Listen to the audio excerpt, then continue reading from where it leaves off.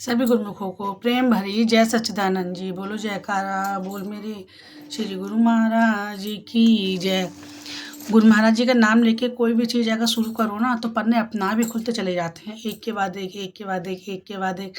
पहले याद नहीं आती है कोई बात भी, और अगर जैसे गुरु महाराज जी की कोई भी चीज़ शुरू करो या कोई भी काम शुरू करो तो गुरु महाराज जी ऐसी राह दिखाते हैं कि अब इसके बाद में ये काम होना है, कि इसके बाद में ये काम होना है, कि इसके बाद में ये काम होना है।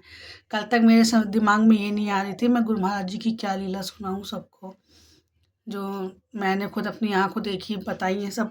अभी तक की आपको जितनी भी लीलाएं हैं सब मैंने अपनी आँखों देखी आपको बताई है लीला एक। और आज सुबह मैं ये सोच रही थी कि मेरे समझ में नहीं आ रही है मैं गुरु महाराज जी की क्या लीला सुनाऊं, क्योंकि लीलाएं बहुत हैं, मतलब कोई गिनती ही नहीं है। गुरु महाराज ने इतने मतलब चमत्कार किए हैं, इतने इतना कुछ किया है गुरु महाराज जी ने कि मतलब उनके लिए कोई शब्द ही नहीं निकलता है कि क्या बोलें क्या नहीं बोलें, कुछ समझ में नहीं आ। जैसे कि पहले वीडियो में मैंने आपको अपनी खुद की एक जो गुरु महाराज जी ने मुझे जब बचाया था वो वीडियो मैंने आपको बताई, गुरु महाराज जी की लीला मैंने सुनाई। ऐसे दूसरी वीडियो में मैंने आपको लीला सुनाई, तीसरे में सुनाई। जो जो मेरे दिल से आवाज़ आती गई गुरु महाराज जी जो मुझे दिखाते गए वो सब मैंने आपके सामने सब मैंने लीलाएँ रखी। और अभी अभी थोड़ी देर पहले ही जस्ट मेरे दिमाग में एक लीला आई है, बड़े प्यारी सी लीला है। एक बूढ़ी बूढ़ी भक्तानी की लीला जो कुटिया में अकेली रहती थी, और उन्हें जब पता चला कि श्री आनंदपुर से गुरु महाराज जी उनके ही गांव से होकर जाएंगे तो वो भी गुरु माई की याद में उन्होंने बड़े प्यार से खीर बनाई। गुरु महाराज जी अगर यहाँ से निकलेंगे तो हम गुरु माई को खीर का भोग लगाएंगे। तो अचानक ही महात्मा जी ने मतलब गुरु महाराज जी से कही कि हम दूसरे रास्ते से जाएंगे और उस रास्ते से गांव होते हुए नहीं जाएंगे, हम सीधे ही निकलेंगे सड़क से ही। गांव गांव मतलब गांव से हटाकर दूसरे रास्ते से निकलने का प्रोग्राम बना। जब ये बात बूढ़ी अम्मा को पता चली कि मतलब गुरु महाराज जी यहाँ से नहीं जाएंगे, वो सीधे ही निकलेंगे, अब तो बूढ़ी अम्मा के रोने के ठिकाने ही नहीं रहे। इतना रोई भैया गुरु महाराज जी की याद में, इतना ही रोई कि वो रोते रोते उन्होंने अपन पूरा दिन उनका निकल गया। और उन्होंने बाकायदा गुरु माई के आने का पूरा स्वागत कर लिया था, फूल वगैरह सब बिछा दिए थे। रास्ते में गुरु महाराज जी मेरे आएंगे, बड़ी खुश थी, बड़ी प्रसन्न थी। मेरे मेरे प्रभु जैसे शबरी इंतजार कर रही थी श्री राम भगवान श्री राम का, कि राम आएंगे राम आएंगे।